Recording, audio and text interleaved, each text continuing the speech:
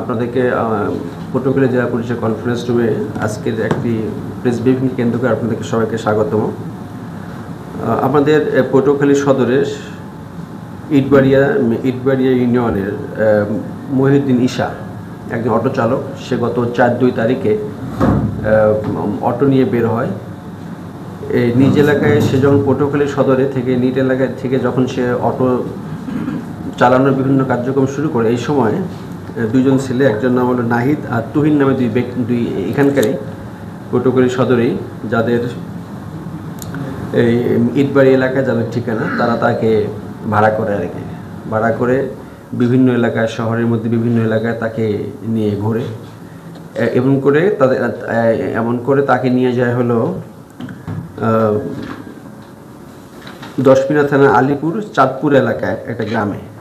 জনৈক নাসিরউদ্দিন হাওলাদার তরমুজ ক্ষেত নিয়ে গিয়ে তাকে ওখানে হত্যা করে আর কি।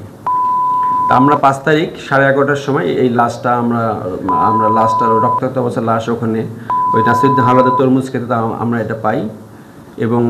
এবং সেখানে আমরা একটা অটো রিক্সাও আমরা পাশে পাই। পুলিশ জানার পর পুলিশ তাকে প্রথমে ট্রেস করতে পারে না, কাউকে ট্রেস করতে পারেনি।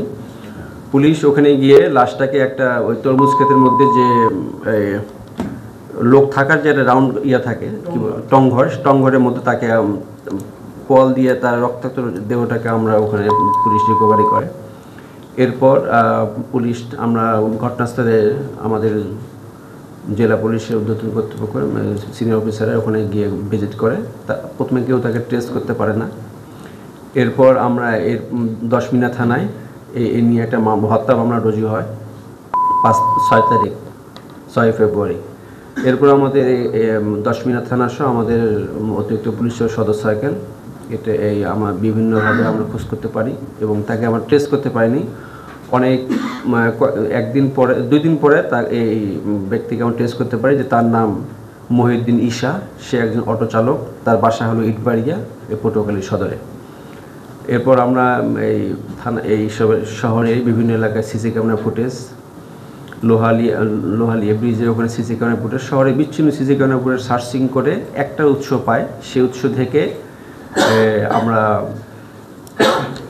নাহিদ নামে একটা ছেলে যে ক্লাস 8-এ পড়ে, সে পটুয়াখালী সদর থানাধীন শারিকখালী গ্রামে তার নানা বাসায় বেড়াতে আসে। তার সঙ্গে তারা তুহিনস এই কাজটা করে আর কি। তাদের উদ্দেশ্য ছিল যে এই গাড়িটা মাইরে দেব, তাদের প্ল্যান, তাদের ভাষা আর কি, এই গাড়িটা খেয়ে দেওয়া বা মাইরে দেবো। আমরা এই ছেলেটাকে 4 তারিখ তার এই ছেলেটাকে নিয়ে বলে যে আমরা টিকটক করতে যাচ্ছি। বিভিন্ন জায়গায় তারা রাস্তায় হাঁটে, লোহালিয়া ব্রিজ পার হয়ে 10 মিনিট এলাকায় তারা যায়।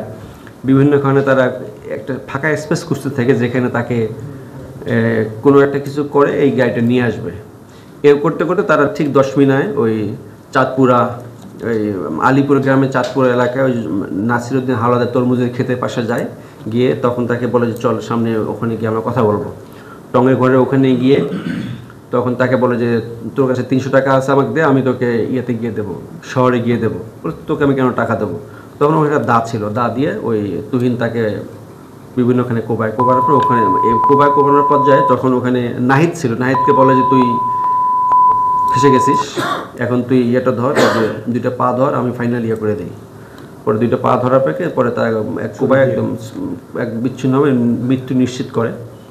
মৃত্যু নিশ্চিত করার পর ওরা যখন অটোটা নিয়ে আসবে, এই অবস্থায় ছেলেটার যে ভিকটিম মহিউদ্দিন ঈশা, তারা কি ওই যে এই অটোর চাবিটা ওখানে পোয়ালের মধ্যে কোথাও হয়ে গেছে, মিসিং হয়ে গেছে। অনেক খোঁজাখুঁজি করছে, এরপর তারা আর ওইটা পায়নি। তারপর ওরা বলছে জাস্ট কাজটা হয়ে গেলো, এখন তো অটো পাচ্ছি না।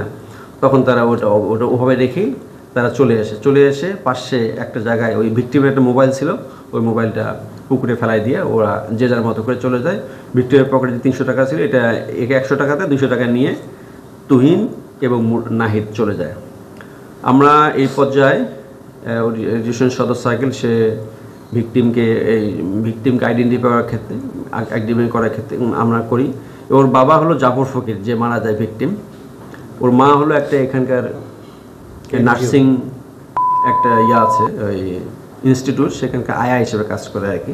আর বাবা হলো ডে লেবার।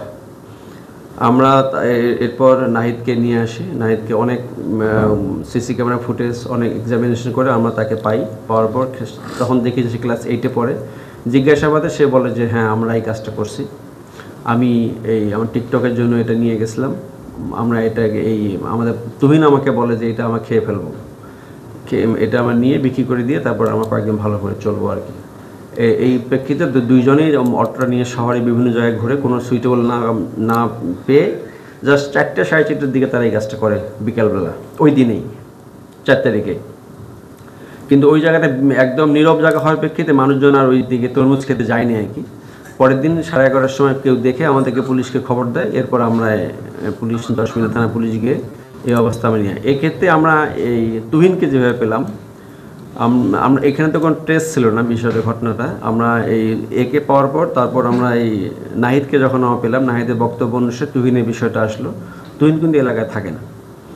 আমরা বিভিন্ন প্রযুক্তিগত হেল্পের মাধ্যমে গতকালকে আমরা আজকে রাতে কাফরুল থানাধীন ভাষানটেক এলাকা থেকে তাকে আমরা ওকে রাত্রে সকালে নিয়ে আসি। নিয়ে এসে আপনাদেরকে বিষয়টা আমাদের একটা আমরা অজ্ঞাত মামলা ছিল, আমরা টেস্ট করে বিষয়টা আমরা আইডেন্টিফাই করে এই কারণে জানালাম যে আমাদের জানার উদ্দেশ্য হলো যে আসলে পুলিশ, পটুয়াখালী জেলা পুলিশ এমনিতে যেমন ভিজিবলি প্রোঅ্যাক্টিভ পুলিশিং করে, পাশাপাশি যে কোনো সিন এবং আনসিন যে কোনো ঘটনায় যে ঘটাক আমরা আমাদের প্রফেশনালিজমের মাধ্যমে আমরা আইডেন্টিফিকেশন করে দুষ্কৃতিকারী অথবা অপরাধীকে আমরা ধরে আইনের আওতায় নিয়ে আসি। এক্ষেত্রে আমার একটাই আমরা কেন এটা আরটাই হলো যে আপনার এই যেহেতু সমাজের নিচু স্তর হোক আর উঁচু স্তর হোক, যে কোনো অপরাধ আমাদের কাছে অপরাধ হিসেবে ট্রিট হয়, যে কোনো অপরাধী আমরা আইনগতভাবে ধরার ক্ষেত্রে বদ্ধপরিকর। সেই ধারাবাহিকতায় আমরা এটা নিয়ে আসি। এটা নিয়ে কোনো পত্রপত্রিকা আমাদেরকে জিজ্ঞাসাবাদ করে নাই, আগ্রহ দেখেনি। এটাই হলো আমাদের একটা সমাজের চিহ্ন যে আমরা একটা কিছুকে আগ্রহ দেখাই, আবার যেখানে কোনো কিছুই নেই সেখানে আমরা আগ্রহ দেখাই না।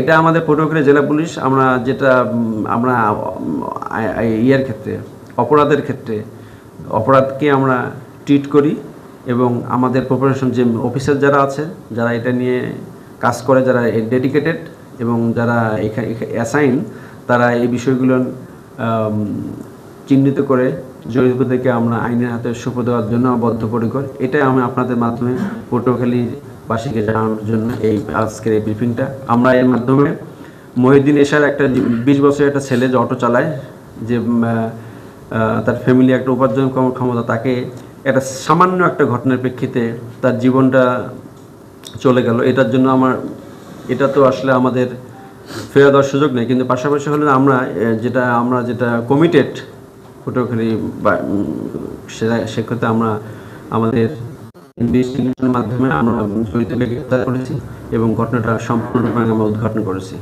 আপনাদের সবাইকে ধন্যবাদ।